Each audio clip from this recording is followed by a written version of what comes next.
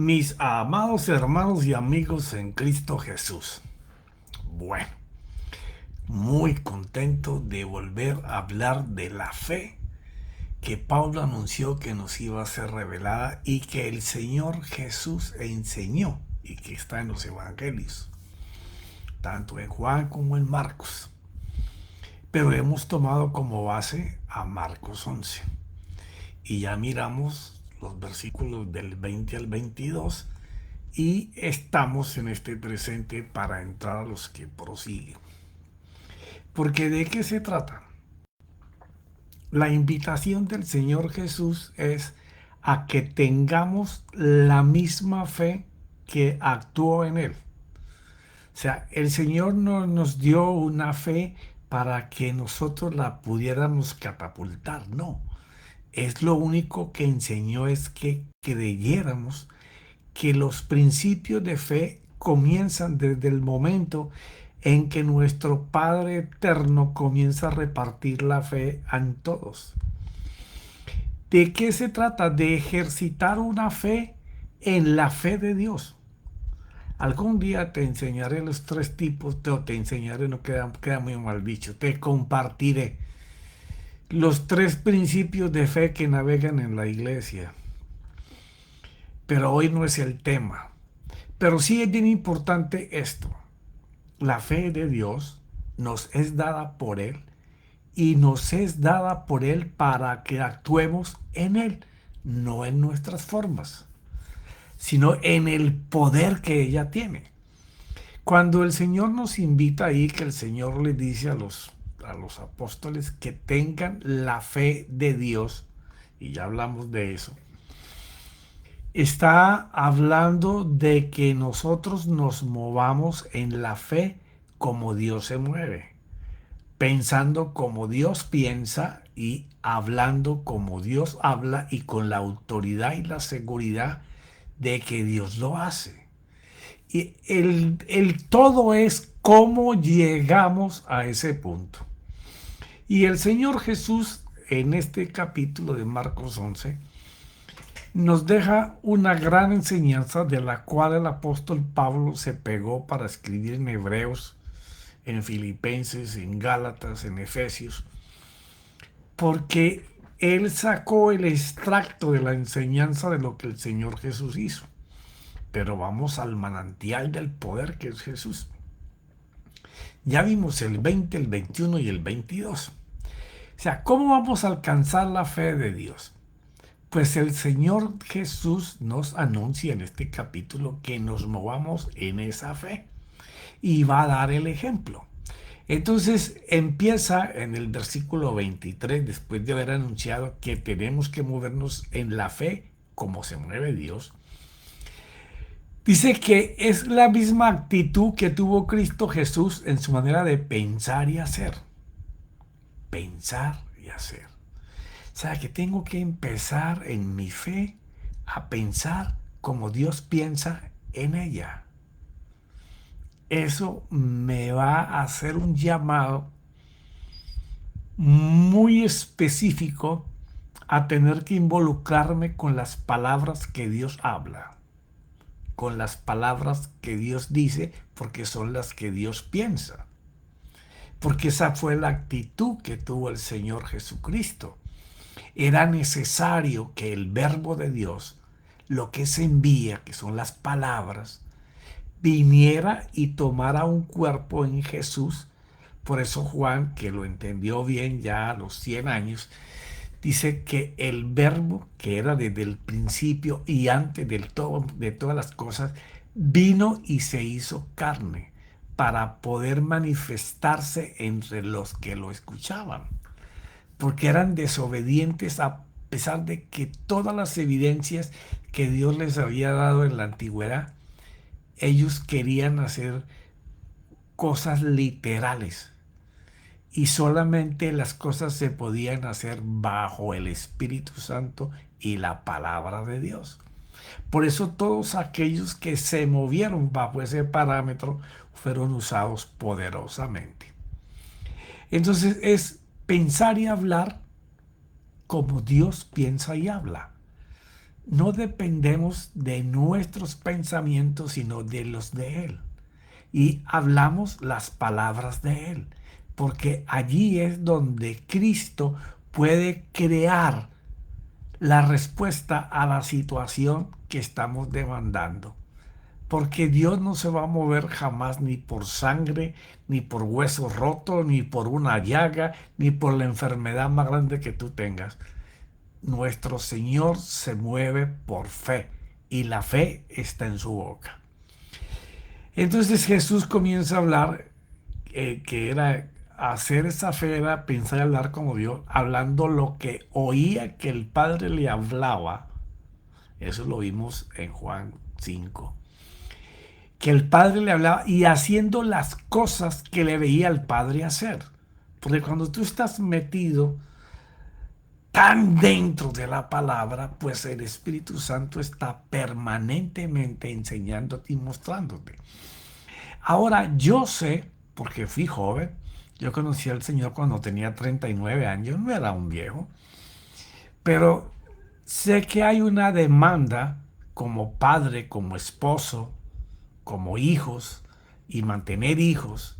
Y luego viene la época de los nietos y todo esto te quita demasiado tiempo, pero sacaba tiempo, aunque no como siempre hubiera querido, pero había días que podía leer y estudiar y meditar 4, 5, 6 horas, como había días que solamente podía orar. Pero hoy estoy en un tiempo en donde ya mis nietos crecieron, donde solamente mis hijos ya tienen sus caminos formados con sus empresas, tienen su economía definida. Yo estoy solamente con mi esposa. Entonces, el tiempo que podemos pasar juntos hablando de la fe, hablando del reino en la tierra, hablando del poder de Dios a través de sus pensamientos, de su palabra, de su autoridad, tengo mucho tiempo para poder meditar en esa fe que el Señor les explicó a ellos, que era la que funcionaba y traía resultados. Porque lo más difícil es consagrarse. Por eso Jesús no tuvo esposa. Pablo tampoco. ¿Ya? Los otros caminarán con sus esposas y sus familias. Por eso hay menos escritos de ellos, aunque tuvieron hechos. Pero entre más consagración tú tengas para la palabra y para el Espíritu, pues más vas a ser usado por Dios. Esto no es algo que podamos tapar con un dedo, esto es una realidad. No todos podemos dedicar ese tiempo de consagración para Cristo y para el Espíritu Santo, porque estamos en la dispensación de la gracia y la gracia es palabra y espíritu. Pero esto demanda consagración, perseverancia, no contemplando ninguna salida diferente a estar en comunión con Él para poder ver y oír lo que la fe de mi Señor quiere que esa que Él me puso dentro de mí haga. El Señor vino a implantar esa fe para que viviéramos por ella. Como ya te mencioné, alguien tendrá tiempo en su juventud para estar consagrado al Señor, otros ni en la vejez tendrán tiempo.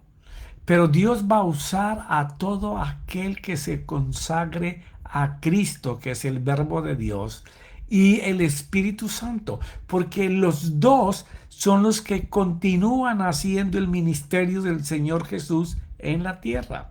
Y fueron los mismos que acompañaron a Jesús para que se pudiera ver ese ministerio glorioso que Él dijo que haríamos nosotros igual o mayor. Cuando nosotros implantamos esta manera de vivir, ya nos vamos a dar cuenta que la sabiduría en la fe no se trata de tener mucha información o mucho conocimiento de esa fe o de ella. Se trata de desaprender lo que no produce el poder, desaprender lo que no produce el poder a cambio de una realidad diferente que nos enseñe la fe, pero que traiga resultados. A cambio de una verdad diferente en nuestra fe que nos desenmascare y nos enseñe el motivo por el cual no hay poder. Ahora, el poder de Dios no es para un show. El poder de Dios no es para una exhibición. El poder de Dios no es para tener aplausos. El poder de Dios tiene que girar en el amor, la misericordia y la compasión por el prójimo, porque eso fue lo que nuestro Señor enseñó, que está registrado en los 4 evangelios. Por eso desde hace mucho tiempo te vengo diciendo que la fe mejor que funciona no es para ti mismo, para tus necesidades ni para tus deseos. Es para usarla en beneficio del prójimo. Y allí es donde el poder va a caer, donde la gloria va a caer. La iglesia del Señor tiene que estar enseñada en que el poder no lo tiene ni el apóstol, ni el pastor, ni el evangelista, ni el profeta. Todos tenemos al mismo Dios, al mismo Cristo, al mismo Jesús. Fuimos lavados por la misma sangre. Nos metieron en el mismo cuerpo en esa cruz y nos dieron el Espíritu para que nos moviéramos en poder. Pero si la iglesia se encasilla, aunque solamente el poder lo tiene una persona o unos pocos líderes y los demás son dependientes de él, no vamos a hacer la obra. Porque la obra es que todos en la congregación sepan que el poder de Dios habita en ellos.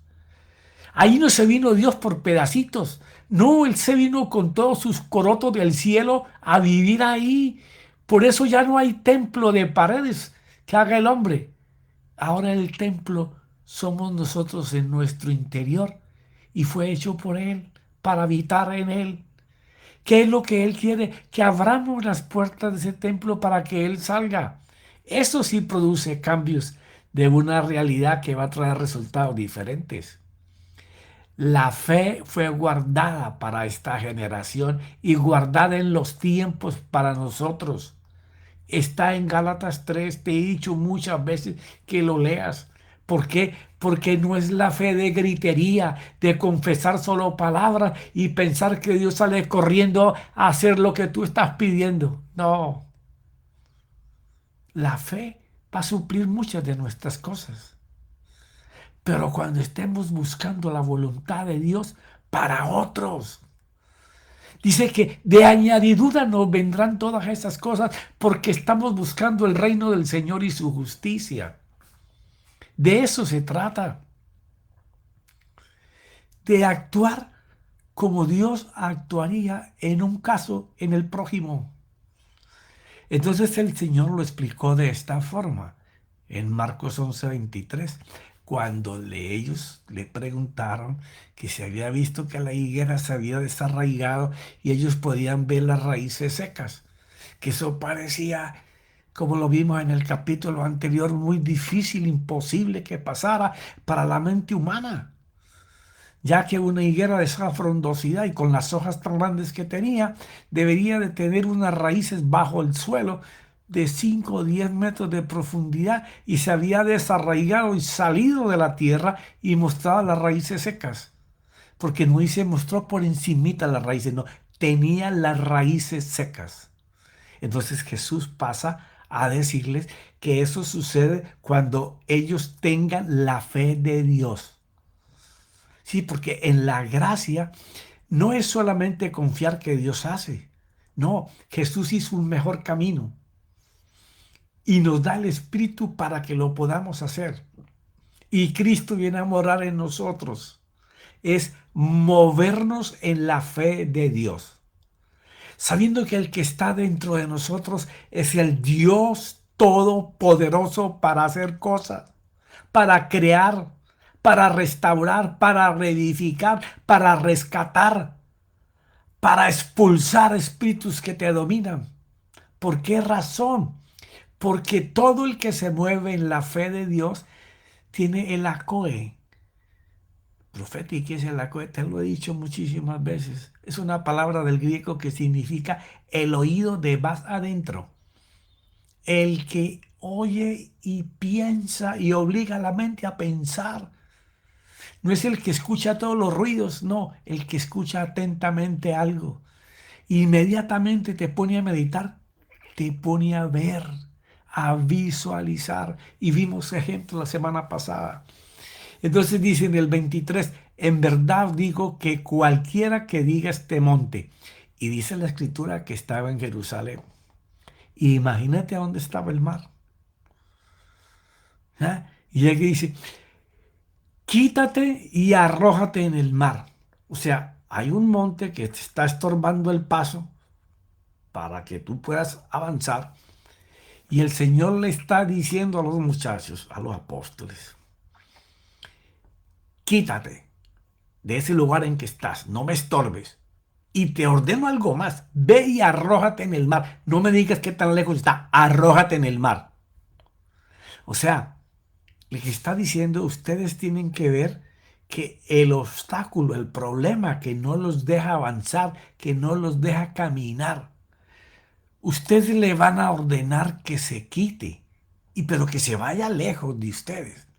Ahora, cuando ustedes digan eso, no pueden tener duda en su corazón de que eso pasa, porque ya les dije que se tienen que mover en la fe de Dios, como Dios piensa y como Dios actúa.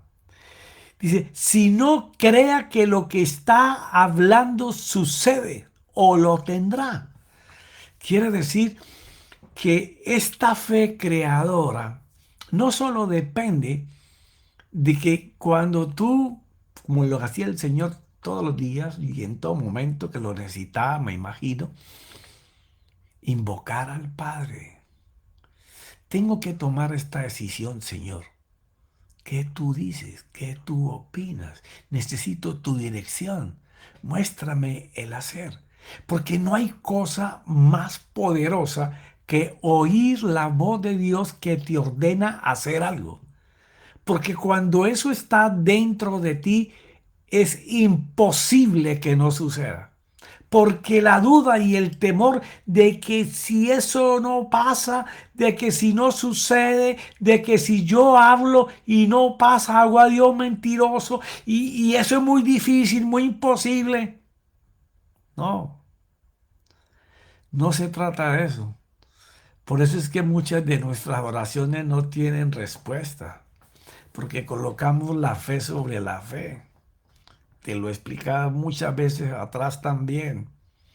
Colocar la fe sobre la fe es confiar solamente en una palabra, en una promesa que tú comienzas a hablar pensando que va a obtener resultado. Y pasan los días, las semanas, los meses y los años y no tener resultado.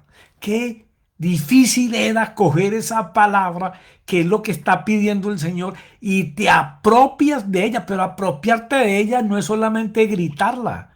No, ve al Padre, Padre, tú me prometiste que me ibas a sanar y que yo había sido sanado en la cruz inclusive, pero yo no me veo sano, Señor. Y eso es una persistencia, eso es una permanencia, es una devoción constante. Como esa viuda que iba a ese juez malo para que le hiciera justicia, y el Señor termina ese pasaje hablando de hallará el Señor fe cuando venga de nuevo. ¿Por qué? La fe no es yo grito y Dios sale a hacerlo. No, la fe es permanecer sin dudar. Porque todas las cosas por las cuales oréis y pidáis, creed que lo habéis recibido. No lo tenéis en la mano, pero está viendo que sucede. Es permanecer en eso constantemente, en todo momento, en todo tiempo. De la misma forma que Él lo hizo. Y entonces lo tendremos. Y esto se basa en cuando Jesús maldijo la higuera, y esto nos hace pensar sobre lo escrito, que la palabra tiene ojos y nos mira siempre. Esto es algo que tenemos que grabar. Dice en Hebreos 4, del 12 al 14, que te lo debes de grabar en tu mente hasta con las comas. La palabra que hablamos tiene ojos. y delante de ella estamos desnudos. Y ella puede leer, ver, mirar nuestras intenciones. Entonces, las intenciones de una fe empoderada es ver a Dios hacer. Profeta, pero eso no todas las veces se mira. Ah, claro, porque se necesita tiempo, paciencia y consagración. ¿No dice acaso que las promesas se alcanzan con paciencia? Claro, porque es muy fácil hablar y gritar una palabra y tenemos un Dios macrowave que ahí mismo lo metemos 2 minutos y está hecho. No. Habrán cosas que pediremos y en un momento están hechas. Aún no las habrás pedido y Dios te las ha dado. Porque las intenciones de tus pensamientos y de todo tu corazón, tu culto racional, era esa. Entonces, es bien importante tener bases sólidas sobre una fe poderosa. No comenzar a hablar sin entendimiento, sin haber consultado con el que es dueño de la fe. La fe no es tuya ni mía, no la dieron. Es divina. Tenemos que ir al que no la dio para hablar con él de ella. ¿Y cómo se compone? Pues con todas las promesas, con todas las cosas que tú puedes decir, esa promesa es para mí. Ok, está bien, es para ti. Ve y hazle con Dios, con el Padre, como lo hacía Jesús, como lo hicieron todos los profetas de la antigüedad. Ir a preguntar, ir a hablar con Él, sentarte a hablar con Él, es lo que más anhela el Señor. Y entonces Jesús va a comenzar o le está explicando algo que el día anterior pasó, que fue cuando él maldijo a la higuera. Y esto nos hace pensar con mucho cuidado, te lo repito, de que delante de cada palabra que hablemos estamos desnudos. La palabra nos mira, nos observa. La palabra nos mira nuestras intenciones. Delante de Él estamos desnudos. Por eso es bien importante cuando vamos a hablar estemos atentos de qué estamos pensando y qué nos dijo Dios de lo que pensamos que vamos a hablar. Si nos acercamos a Él creyendo y confiando que Él está oyendo y viendo lo que pensamos y está mirando cómo nosotros podemos crear el poder de Dios antes de que las palabras salgan, pues estamos muy cerca de la gloria y el poder de Dios. Porque es hablando, creyendo con la certeza de que Él está haciendo lo que nos prometió, pero no empezar a hablar sin que Él nos muestre. Profeta, pero es que me puede demorar meses. Bueno, así de grande lo que estás pidiendo. Es constante, permanente, sin fallar, sin dudar. Señor, muéstrame, Señor, muéstrame. Y cuando Dios te muestre, da gracias y ve por eso. O de lo contrario estaremos pensando que es muy difícil, que es imposible, que tal vez suceda, que Dios estará ocupado contestándole a otros, o tal vez no me está escuchando, o es que mis pecados, mis faltas, lo que hice ayer, lo que hice antier. No, todo lo que no es de fe es incredulidad. La gente de fe permanece firme en lo que él está creyendo que Dios le dijo que le iba a dar. O está firme sin moverse de lo que Dios dijo que iba a hacer con otra persona. Y usted no está esperando sin el momento que le diga, vamos, llegó la hora. Ese no le da chance a los pensamientos que vienen a quitarte el romance con Dios. Entonces, cuando miramos que Jesús miró la higuera, ¿qué parte de la higuera maldijo el Señor? Ahí en el mismo capítulo 11, del 12 al 14, cuando Jesús tuvo hambre y vio de lejos una higuera con las hojas muy frondosas, que significa que tenía tiempo de higos verdes, que es como comerse una guayaba con sal hoy en día. Pero al llegar a ella no tenía ningún fruto, fue entonces que la maldijo por no tener frutos de ningún tipo. Recuerda que en otro pasaje él habló de que el hombre le dijo, no, Señor, no la cortes, voy a remover la tierra, la voy a abonar de nuevo a ver si el próximo año da frutos.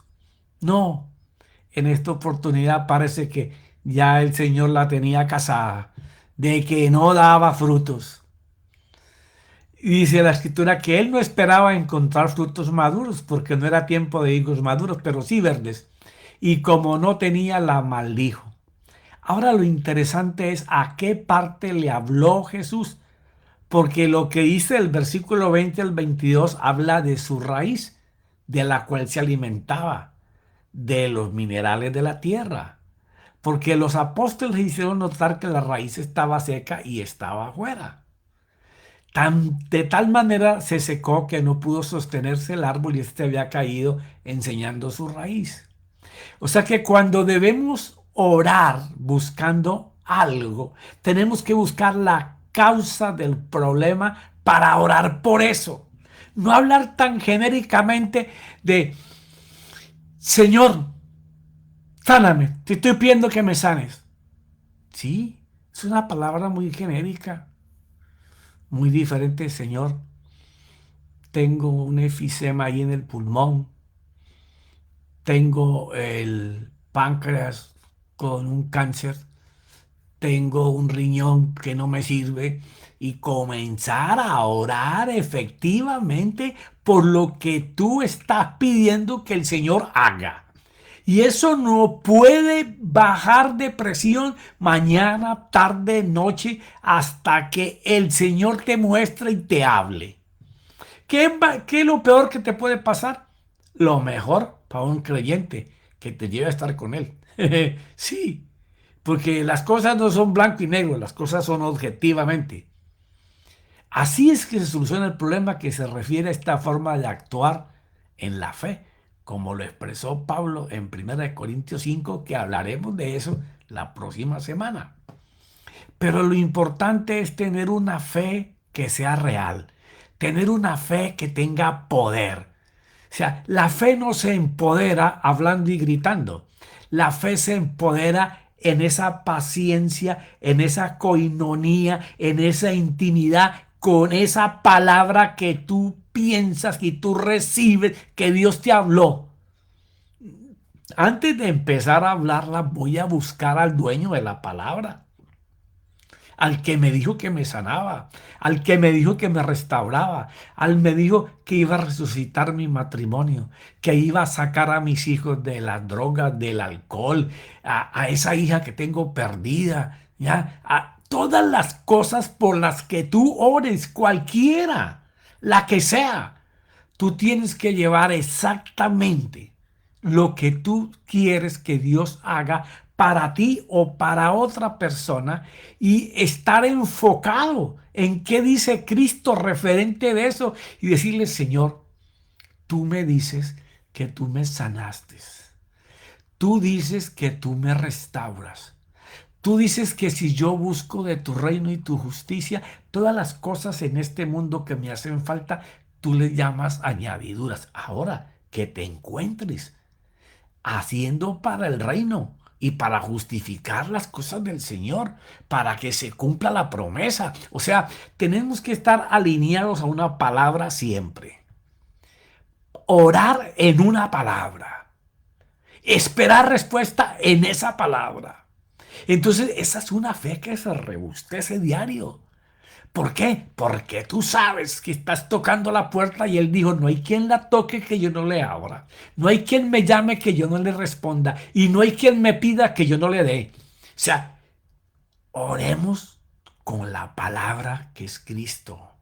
Él es el verbo de Dios. Es la acción que hace que una promesa tome una realidad, que se materialice. El mundo fue hecho de cosas que no existían por la palabra. Hebreos 11, versículo 3. Una palabra que habló el Señor y las cosas fueron creadas, fueron hechas. Y la ciencia apenas ahora se está dando cuenta que una mente muy inteligente hizo las cosas cuando están registradas en la Biblia por milenios de años. Tengamos una fe poderosa en Cristo y el Espíritu Santo porque ese es el ministerio del Señor Jesús después de que ascendió al cielo.